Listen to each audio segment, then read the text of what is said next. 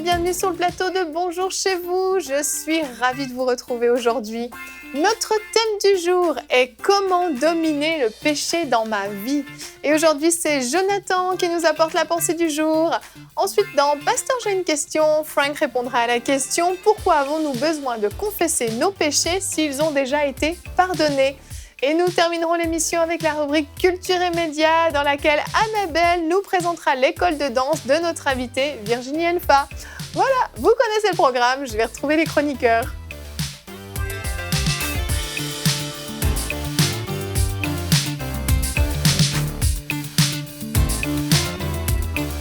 Annabelle, j'ai vu du coin de l'œil un magnifique mouvement de danse. Tout à fait, je me sens en mouvement aujourd'hui. J'ai eu le plaisir de le voir en mouvement. J'attends le mouvement. Annabelle a entendu l'émission d'hier. Mais quand elle parle, normalement, c'est comme ça quand même. Ouais, mais là, je le fais plus. Ah, ok. C'est plus artistique. Ah, j'ai vu. Hein. La dimension artistique est là. Virginie, tu nous impactes. Merci d'être encore avec nous. Tu transformes ces plateaux. Tu vois, c'est tout de suite plus artistique quand même. C'est vrai.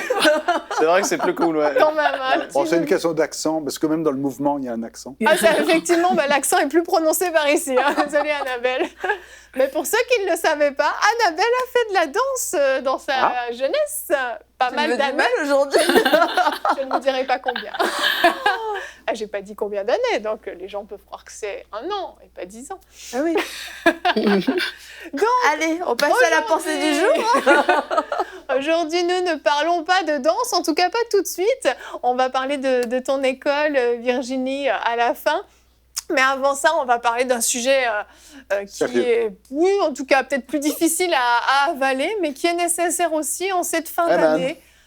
On peut prendre de bonnes résolutions en fin d'année. Il y en a qui veulent arrêter de boire du café, il y en a qui veulent faire plus de sport, il y en a qui décident différentes choses. Mais vous pouvez aussi décider d'arrêter de pécher. C'est une excellente résolution. Vous allez voir, Jonathan va tout vous dire dans la pensée du jour.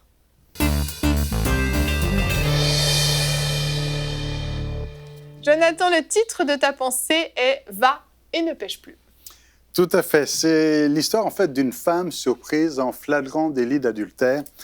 Et des scribes, des pharisiens, des hommes religieux amènent cette femme à Jésus dans le temple. Et en fait, et on pose la question à Jésus, qu'est-ce qu'on fait avec elle? Et Jésus ne répond pas à la question, il préfère écrire ou faire quelque chose avec son doigt sur le sable, il dessine, il écrit, il y a un mouvement. Et donc, devant l'insistance des hommes religieux, eh bien, Jésus va dire cette fameuse phrase que celui qui n'a jamais péché, donc lui jette la première pierre. Et le texte nous dit, on est dans Jean chapitre 8, verset 7 par exemple, dans la NBS, Nouvelle Bible Second. Suite à cela, donc ils se retirèrent un à un, à commencer par les plus âgés, et Jésus donc est seul avec la femme. Et Jésus lui dit, où sont passés ceux qui te condamnaient? Plus personne n'est là. Et elle répond, personne, Seigneur. Et Jésus lui dit, moi non plus, je ne te condamne pas, va et désormais ne pêche plus.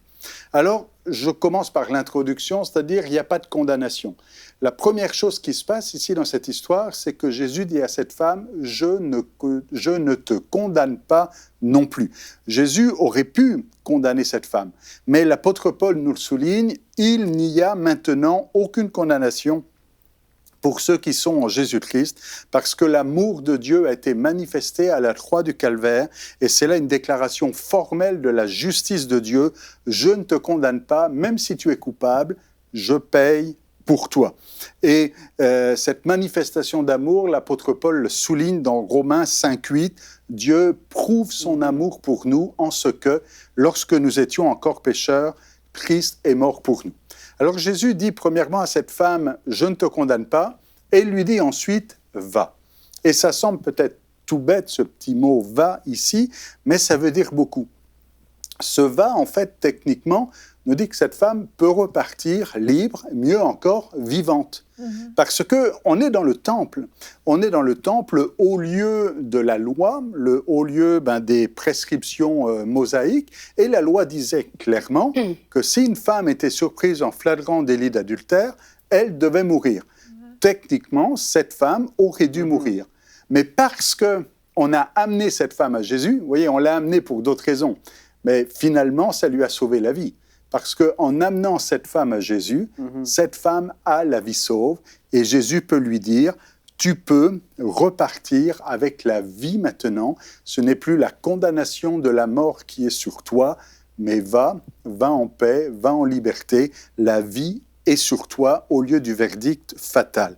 Mais Jésus ne lui dit pas seulement va, il lui dit aussi ne pêche plus. Et il lui dit désormais, ou alors selon d'autres traductions, maintenant, dorénavant, ne pêche plus. Donc ce n'est pas seulement va et puis fais comme avant. Non, c'est va et ne pêche plus.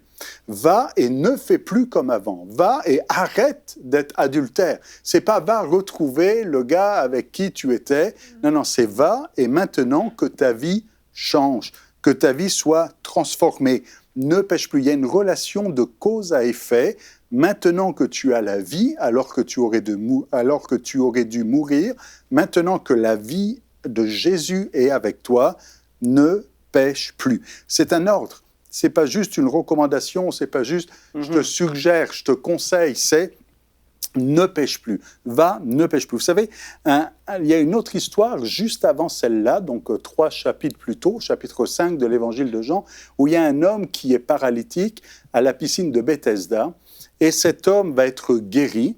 Et Jésus disparaît et il le retrouve un peu plus tard, il ne savait pas qui c'était, et il est dit qu'il le retrouve dans le temple, c'est dans le temple encore que ça se passe, et Jésus lui dit, tu as retrouvé la santé, tu as été guéri, ne pêche plus. Mais Jésus continue, de peur qu'il ne t'arrive quelque chose de pire. Je ne sais pas si cette phrase vous a déjà un petit peu questionné. Qu'est-ce qui pourrait arriver de pire à cet homme qui était malade depuis si longtemps, assis au bord d'une piscine, désespéré, en disant de toute façon, il y a toujours quelqu'un plus rapide que moi pour être guéri. Et ce qui pourrait arriver de pire, eh bien, c'est la mort. C'est la mort éternelle. Et Jésus lui dit, comme à cette femme plus tard, va, ne pêche plus, il dit, va, ne pêche plus parce que c'est capital pour toi. C'est pas ici une condamnation en disant, attention, si tu continues à pécher, tu vas mourir d'une mort éternelle. Non, c'est juste, tu ne pêches plus parce que la vie est en toi maintenant, mais fais attention, il y a des conséquences à rester dans l'état dans lequel tu es.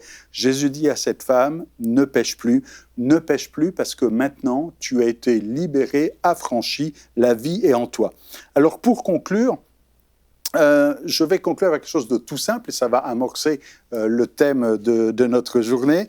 Jésus dit, celui qui demeure en lui, demeurez en Jésus, que ses paroles demeurent en vous, et alors vous pourrez aisément mettre cette ordonnance en pratique, ne pêche plus.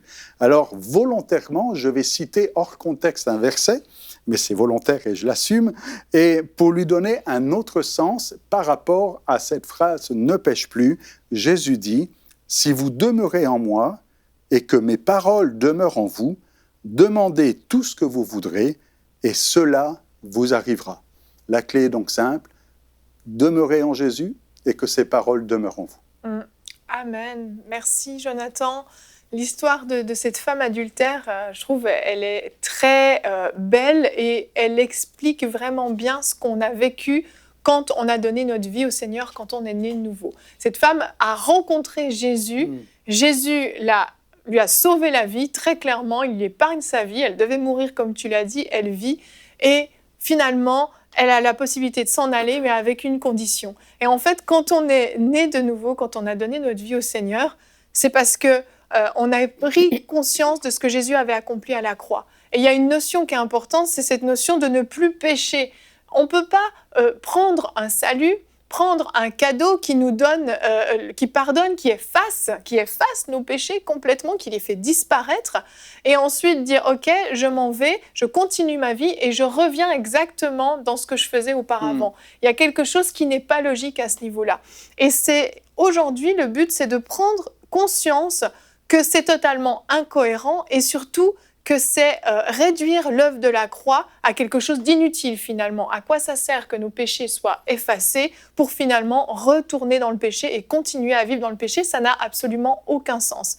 Donc il y a une prise de décision à prendre pour commencer, de se dire que quand on a réellement fait de Jésus le Seigneur et le Sauveur de notre vie, il y a une condition qui est présente pour nous tous, c'est de ne plus pécher. parce qu'on se détourne de notre ancienne vie. On prend la décision de changer radicalement de vie. Notre vie n'a plus d'importance, notre vie ne compte plus, c'est la vie de Jésus-Christ qui vient en nous. Et à partir de ce moment-là, on lui a abandonné toute notre vie. Donc nos désirs aussi, nos désirs charnels et notre volonté, tout ce qu'on avait, tous ces désirs qu'on pouvait avoir qui étaient contraires à la parole de Dieu, on y renonce à ce moment-là. Et le problème, c'est que très souvent, les gens partent de très bonnes intentions à ce moment-là. Il y a une vraie décision qui est prise. Et puis au fur et à mesure, la tentation vient. On a déjà fait des émissions par rapport à ça. Et on retourne dans les anciennes choses ou même on fait des choses parfois même pires encore. Et c'est là que vient le problème. Et la Bible dit dans Genèse 4 au verset 7, « Certainement, si tu agis bien, tu te relèveras. Si en revanche, tu agis mal, le péché est couché à ta porte et ses désirs se portent vers toi. Mais c'est à toi de dominer sur lui. » Donc on voit que le péché va venir essayer de reprendre sa place en nous parce qu'on vit dans ce monde. Le diable va essayer de nous faire revenir en arrière, de nous garder dans son royaume des ténèbres, de nous traîner, de nous ramener plutôt dans son royaume des ténèbres. Donc il y a cette réalité-là, le péché va vouloir venir. Mais qu'est-ce qu'on fait, nous ? Quelle décision on prend ? Est-ce qu'on décide de le dominer ou est-ce qu'on décide de se soumettre à ses désirs finalement qui nous éloignent de la volonté de Dieu ? J'ai la bonne réponse, il faut dominer. Hein. C'est mignon, tu peux le faire. Mais je t'ai pas donné la parole. Ah, mais je pensais que tu avais dit, c'est qu'est-ce qu'on doit faire? Ben, on doit dominer sur le péché. Oui. Mais comment s'y prendre? Et ça, c'est une bonne question parce que on a tous fait face à ça. On avait une vie avant, on vivait certaines choses. Là, on arrive, on se donne à Jésus. Et là, il y a comme le vieil homme, si on veut, qui veut ressortir. Il y a les vieilles affaires du passé qui veulent des fois remonter, des vieilles façons de faire, des façons de penser, de parler, de toutes sortes de choses qui peuvent être là. Moi, je l'ai souvent dit, même à Bonjour chez vous, Evelyne, ma vie a complètement changé lorsque, évidemment, je me suis donné à Jésus pleinement. Mais que réellement, j'ai décidé de me rapprocher de lui et ça revient, moi je le ramène à ça, c'est vraiment cette espèce de bataille entre l'esprit et la chair qui est là. Ta chair a des désirs qui sont contraires à ceux de l'esprit et il va y avoir des choses charnelles que tu voudrais faire, des choses que tu aurais peut-être fait avant. Moi, c'est comme ça que j'ai expérimenté. Oui, Christ nous a pleinement affranchis au travers de l'œuvre de la croix, entièrement.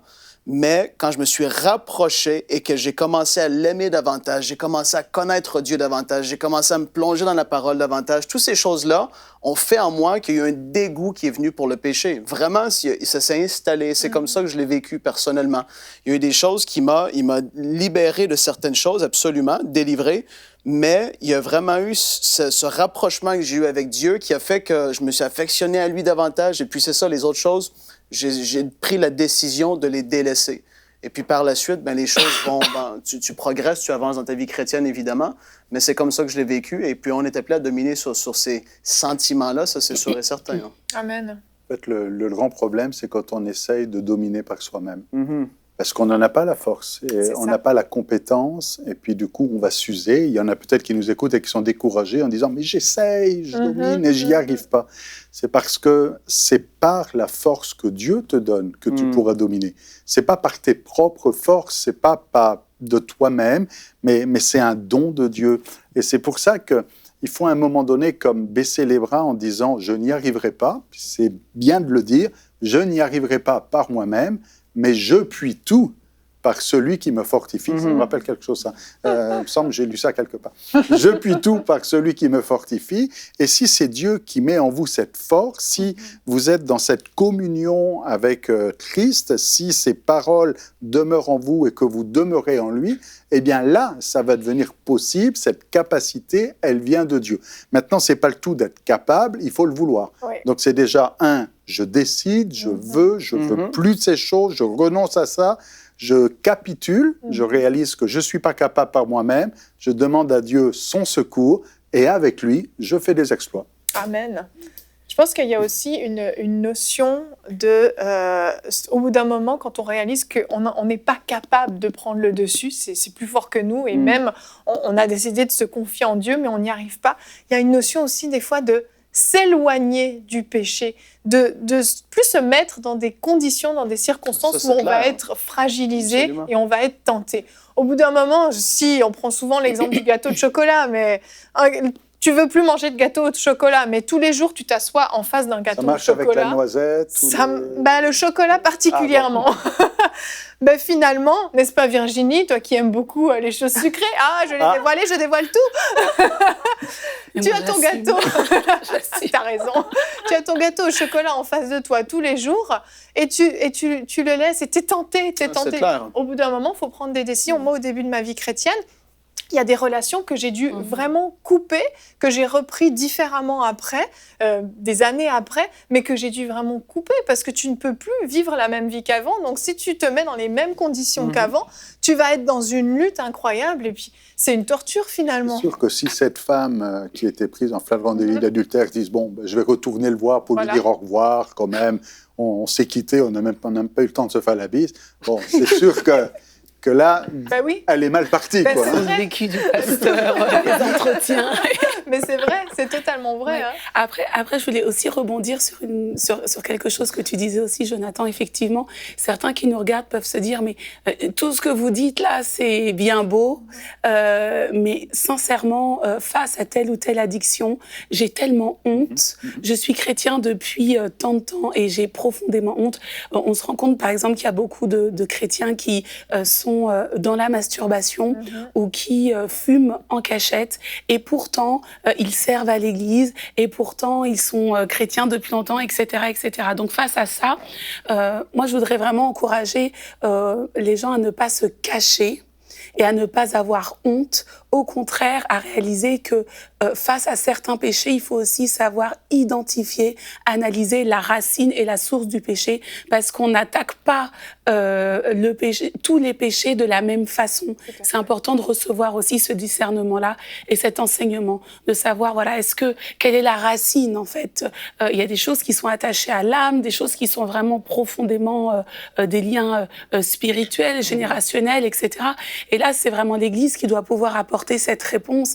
Et pour ça, peu importe quel est le péché qui vous lie, mais vraiment que chacun puisse se sentir libre de pouvoir aller demander de l'aide et d'exposer à la lumière ce péché afin de pouvoir recevoir une réponse ciblée. Oui. Parce qu'on ne traite pas tous les péchés de la même façon. Tout à fait, c'est vrai. Et aussi réaliser que le péché ne fait qu'une suggestion. Et quand on réalise qu'en fait, on a cette liberté de dire non au péché, qu'on n'est pas obligé de le subir, on n'est pas obligé de l'accepter, qu'on a cette, non seulement la liberté, mais aussi la victoire sur le péché. D'un seul coup, on change notre statut. C'est pas « Oh, le péché arrive encore, il va m'environner, il va venir m'assujettir ». C'est d'être conscient, non, face au péché, qui a la victoire? C'est moi qui ai la victoire. Oui, le péché est tapis à ma porte. Les désirs du péché se portent vers moi, mais est-ce que mes désirs se portent vers le péché? Est-ce que j'accepte l'invitation du péché? Et pour certains, c'est que ah oui, mais c'est encore à moi de me battre. Mais c'est vraiment un privilège qu'on a de lui claquer la porte au nez et de dire non, c'est fini, stop, je ne veux plus de ça dans ma vie. Et quelquefois, ça semble vraiment simpliste de dire que de refuser le péché et de tourner le dos au péché, de fuir le péché, c'est une réponse. Mais dans beaucoup de situations, sérieusement, ça suffit en fait. Ça suffit, ça coupe toutes les racines, ça coupe tous les liens. Et comme tu disais, le problème, c'est qu'on est là, on contemple, on ouvre la porte, on va faire un petit bisou, enfin un petit coucou, on habille le péché, on le couvre, on le recouvre, on le change de place, mais le péché est toujours là et on est toujours en train de manipuler le péché. Et à un moment donné, il faut fermer la porte et se dire non, moi je suis le temple du Saint-Esprit, le péché n'a plus de place. La Bible dit qu'il a été vaincu, je suis mort au péché, je suis vivant pour Dieu et que Jésus a pris tous mes péchés, il est mort pour mes péchés, j'ai plus à subir le péché dans ma vie aujourd'hui. Et franchement, je le redis, ça a l'air simple, mais c'est vrai et c'est puissant. Et quelquefois, on cherche des trucs compliqués, mais voilà, le péché, c'est mal. C'est ça fallait le dire depuis le début. Vraiment, c'est vrai. Puis, Hébreux 12, verset 1 nous dit « Nous tous, donc, on est environnés d'une si grande nuée de témoins, rejetons le péché, tous les péchés qui peuvent nous envelopper si facilement. » Et puis, c'est vrai, c'est comme Annabelle dit, mais le péché, c'est mal. Puis ça, il faut se le rentrer dans la tête. Et en fait, beaucoup de personnes, je crois, ils ne réalisent pas, en fait, même à quel point ben, c'est pas bien. Juste vivre dans le péché comme ça, il faut venir qu'à réaliser à quel point il y a un dégoût de la part de Dieu pour le péché. Et c'est pour ça, ben, quand tu réalises à quel point c'est même pour Dieu, c'est pour ça qu'il est venu nous racheter. C'est la première raison pour laquelle Jésus est venu mourir sur la croix, c'est pour nous racheter, nous pardonner de nos péchés.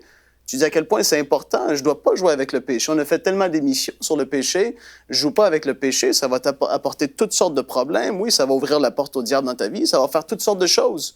Et des gens vont se dire, mais pourtant, c'est agréable un peu. Si tu es à cette situation-là, à ce niveau-là, ben, c'est agréable encore. Tu vas avoir de la misère à dire non. Non, mais c'est sûr. Il faut comprendre que c'est ça. Il ne faut pas tolérer le péché, en fait. Et pour éviter la confusion, là, parce qu'il y en a peut-être qui nous écoutent et qui disent « mais je ne comprends pas, vous êtes tous parfaits ». Non, on n'est pas parfaits et ça arrive de faire des erreurs et ça arrive de pécher. Mais si vous relisez bien la première épître de Jean, il y a une différence entre péché d'une manière involontaire, subite. Et là, l'apôtre dit, si quelqu'un a péché, si nous confessons nos péchés, il est fidèle et juste pour nous les pardonner. Mais dans le même cas, il dit, celui qui demeure dans le péché n'a pas connu Dieu. Donc le problème, c'est de demeurer, c'est de s'installer, c'est d'accepter quelque chose d'inacceptable dans votre vie. Et c'est pour ça que ça prend une décision ferme en disant non, je ne peux plus vivre avec cette chose qui est là d'une manière récurrente et de dire il faut que je m'améliore, il faut que je change, il faut que j'ai une victoire là-dessus. Et Christ est mort pour cela. Et d'une certaine manière, le sang de Jésus est suffisant pour tout. Le sang de Jésus nous purifie de tout péché. Yes. Pas simplement de ceux de la catégorie A, B et C, mais de tout péché. Amen, amen. Et un dernier conseil que je pourrais aussi donner, c'est l'importance de...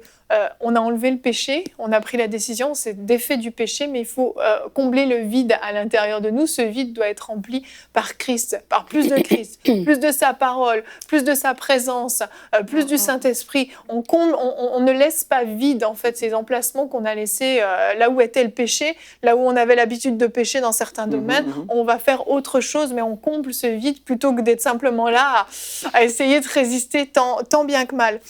Et Frank, tu vas répondre à une question maintenant de Jean-Claude du Congo qui a demandé « Pourquoi avons-nous besoin de confesser nos péchés s'ils ont déjà été pardonnés ?»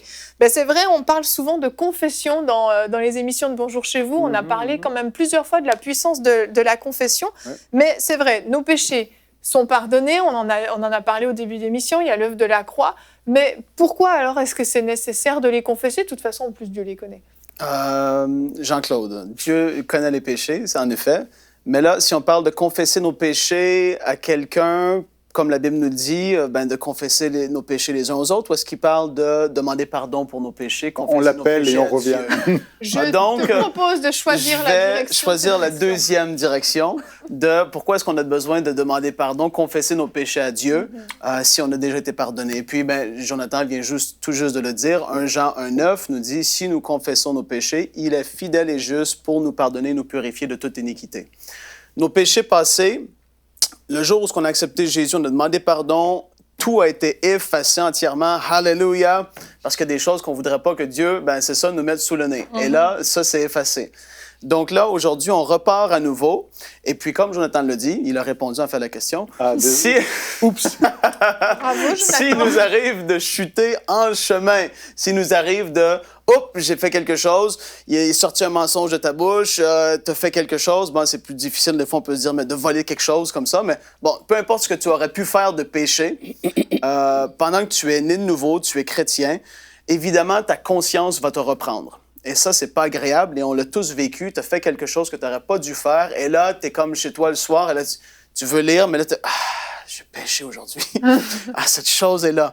Et la parole nous dit que si on confesse nos péchés, Dieu est fidèle et juste pour nous les pardonner. Premièrement, ça va purifier ta conscience. Le moment où tu vas dire, Dieu, j'ai fait ça aujourd'hui, je te demande pardon, je sais que c'est mal, je ne veux plus le refaire. Automatiquement, cette condamnation, si on veut,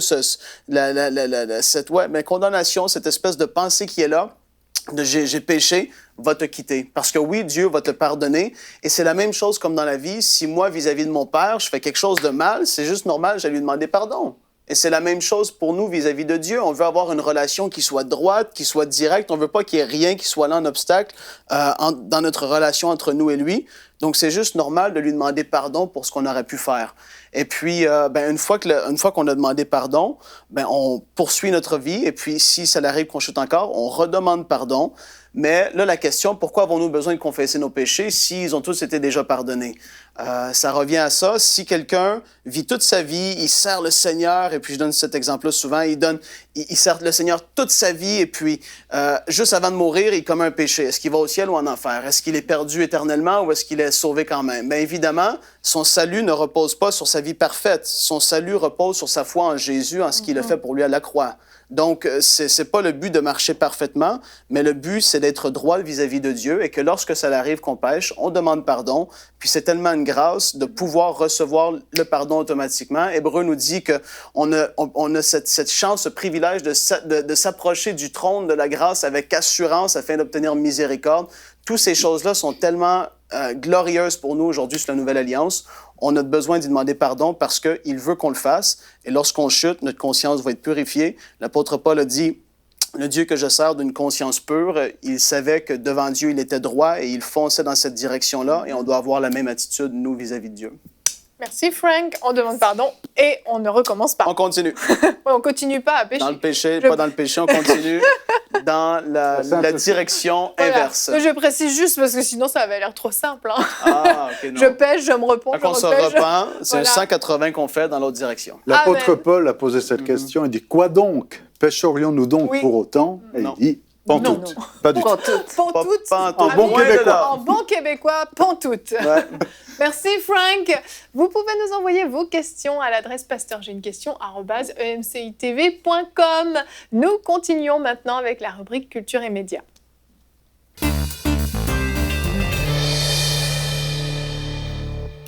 Annabelle, tu nous présentes avec notre invitée Virginie Destiny Dance School. Est-ce que je l'ai bien prononcé? Oui, très bien, avec l'accent. Oui. Yes. Ouais, c'est trop cool.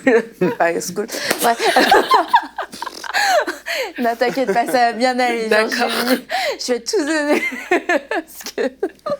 Donc, Virginie, tu es la fondatrice de cette école Destiny Dance School et tu insistes beaucoup depuis le début de cette semaine dans ces émissions à rétablir aussi le fait que ce n'est pas juste de la danse, c'est vraiment d'abord du mouvement et c'est pas danser pour danser.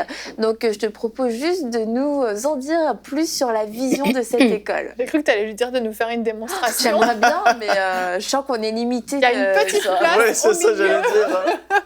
Oui, alors effectivement, enfin la vision première de Destiny Dance School, c'est de pouvoir former tous ceux qui sentent en eux le désir d'aller plus loin dans l'exercice, dans l'expression du mouvement, dans la louange et dans l'adoration, et d'aller plus loin avec vraiment de véritables connaissances, de véritables armes en fait. Pas simplement apprendre à danser dans la louange, mais ou apprendre un style de danse, mais plutôt déjà de s'interroger sur quelle est la place de la danse dans la parole. Que dit Dieu de la danse? Que dit Dieu du mouvement? Et surtout exercer nos cœurs à comprendre qu'il s'agit d'abord d'être un disciple de Christ. Donc c'est vrai que Destiny Dance School, souvent lorsque les danseurs en parlent, pour eux, c'est comme un temps de formation qui dépasse le simple fait d'apprendre à danser ou d'apprendre à communiquer la parole au travers du mouvement.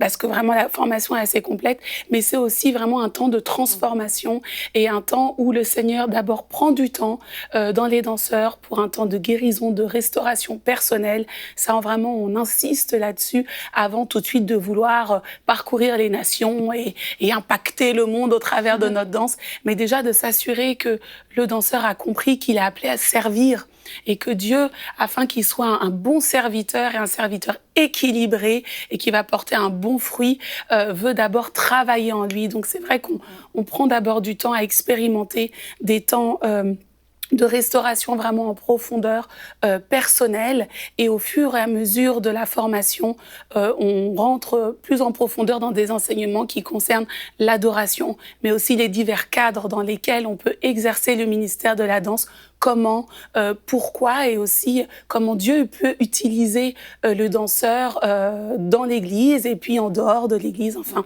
voilà. Ce qu'il y a d'intéressant aussi à Destiny Dance School, c'est que on a ouvert non seulement des classes pour les enfants à partir donc de 3 à 4 ans, pour les kids, les adolescents, bien sûr pour les adultes avec ces formations complètes, comme je l'expliquais, mais aussi une formation qui est vraiment inédite, qui est vraiment la formation des formateurs, où ceux qui sentent en eux l'appel de pouvoir transmettre aussi justement cette pédagogie que j'apporte à Destiny Dance School vont pouvoir s'armer. Donc on a à peu près 2 ans de formation où là le regard n'est plus sur moi-même en tant que danseur, mais vraiment sur moi en tant que pédagogue, en tant que celui qui va transmettre ce ministère de la danse à d'autres. Mais l'école Destiny Dance School n'est pas... Il ne faut pas être un danseur pour pouvoir commencer la formation. Non, c'est vrai que... Jonathan peut s'inscrire, par exemple. Si je suis appelé. J'ai compris ça dans l'émission d'hier. Si c'est pas mon ministère... On s'est déjà interrogé hier, Annabelle. Ah, d'accord. Il a réalisé que c'était pas son appel. De la même manière que certains ne sont pas appelés à chanter ou à faire de la musique. Voilà. Oui. Je vise personne. Hein. Effectivement. Après, ce qui est bien aussi, c'est que la porte est ouverte à tous et puisqu'on vit les choses dans la progression dans laquelle le Saint-Esprit veut nous conduire, les gens viennent parfois avec des motivations différentes. Certains arrivent, ils sont déjà danseurs professionnels, ils sont même diplômés en danse plutôt académique et réalisent que danser en Dieu, pour Dieu, avec Dieu, c'est quelque chose de complètement différent. On n'est pas du tout sur la même vision, les mêmes barèmes, la même approche. Il ne s'agit pas de la danse, mais il s'agit vraiment de Seigneur, comment veux-tu nous utiliser au travers du mouvement, au travers de la danse, dans la dimension du ministère. Donc même un danseur professionnel a tout à apprendre. Parce que c'est vraiment une nouvelle approche, c'est assumer aussi... Mais tu sais que c'est pas un danseur professionnel. Hein. Mais justement, c'est pour ça que je prenais cet exemple. Même Jonathan pourrait arriver en disant simplement... Je sens que Dieu veut me parler d'une façon différente. Et tu peux commencer, la porte t'est grande ouverte, à recevoir ces enseignements et à peut-être découvrir une facette nouvelle dans ton adoration sur laquelle Dieu veut t'entretenir. Je suis pas en train de prophétiser, tout va bien, les proclamer. Je me souviens d'un dimanche matin où il y avait beaucoup de joie dans l'église. Et puis, si vous voulez danser, puis moi, je disais à ma femme, ça me rappelle en Australie, puis je commence à sauter un petit peu. Puis ma femme me dit, arrête là, arrête. Puis à la fin, il y a une petite dame qui est venue voir ma femme, elle dit, il ne faut pas empêcher ton mari de danser. Il faut le laisser s'exprimer. Ah oui, Jonathan faisait son David. Voilà. C'était les prémices d'un appel. Oh, quelle déception. Donc là, il y a une connexion. Hein.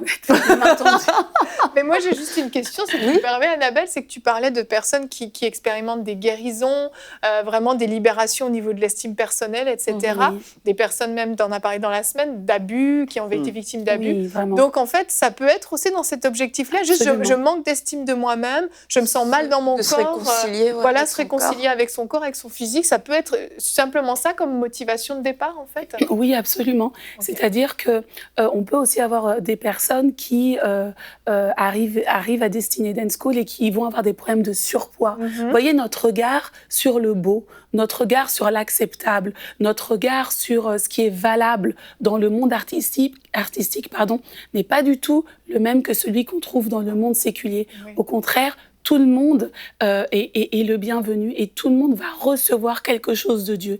Il y a de grandes réconciliations par rapport à son corps, parce que de s'entendre dire que Dieu aime notre corps, de s'entendre dire que Dieu veut valoriser ce corps qui a souffert, ce corps que d'autres ont souillé, ont pillé, et tout à coup comprendre que Dieu non seulement le veut, mais en plus il veut l'exposer pour sa gloire.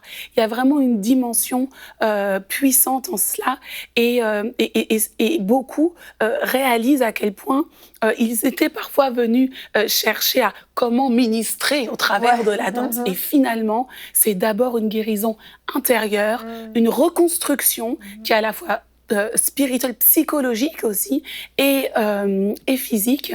Et au fur et à mesure du temps, ceux qui sont véritablement appelés à ce ministère se fortifient et continuent à évoluer. Okay. Voilà. Et elle est où, cette école? J'allais le demander, bon. Jonathan. Ça tombe Mais bien. tu vois, il a vraiment hâte. Je veux m'inscrire. Il se demande, mais est-ce que je vais pouvoir le faire? Alors, est-ce que- Virginie, où ont lieu et quand ont lieu ces cours? Alors, on a une école physique, donc, qui est à Créteil. Et, Créteil en France. Créteil en France, Ah, oui. c'est ça. À côté de Paris.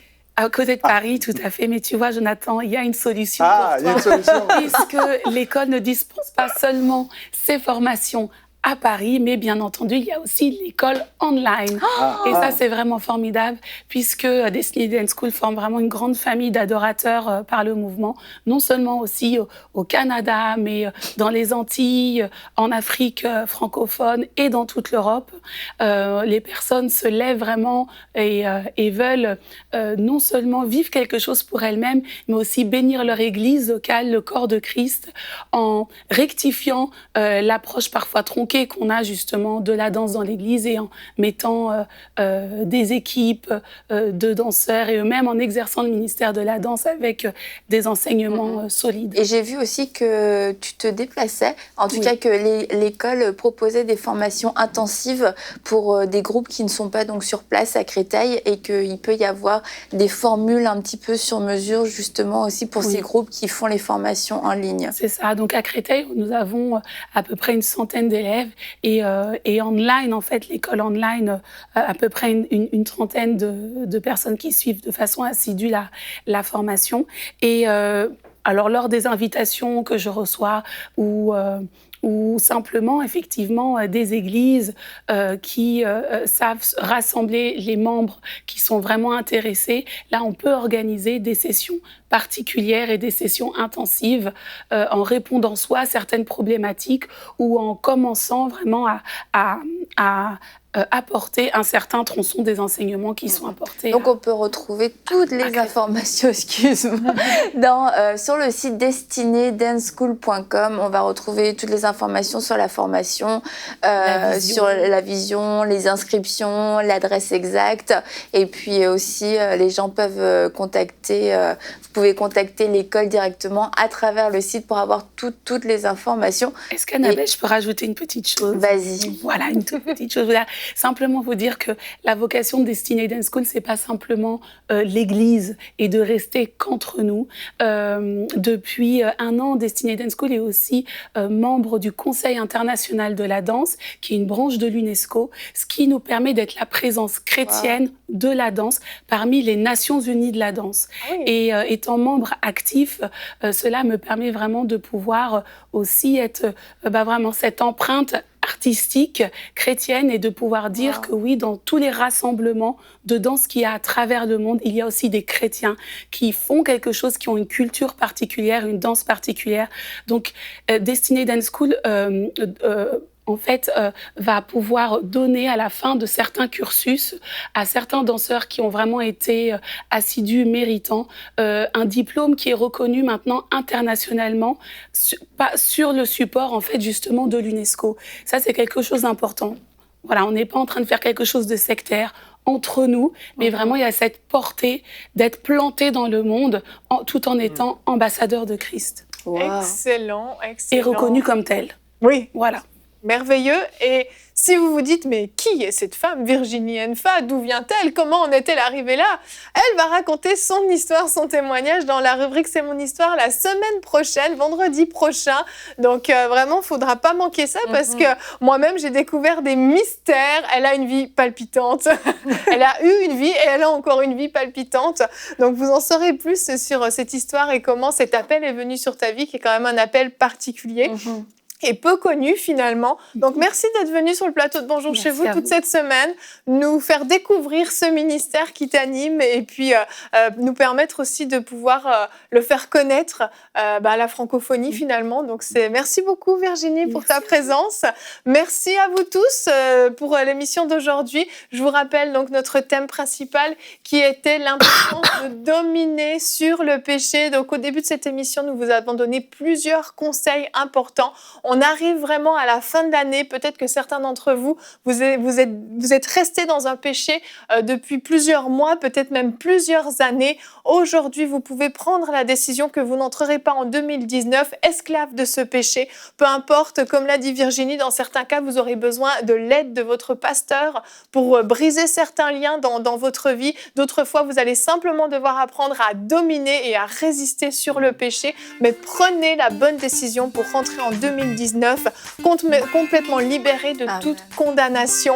On se retrouve demain. Notre thème sera comment mener le combat de la foi lorsqu'on est malade.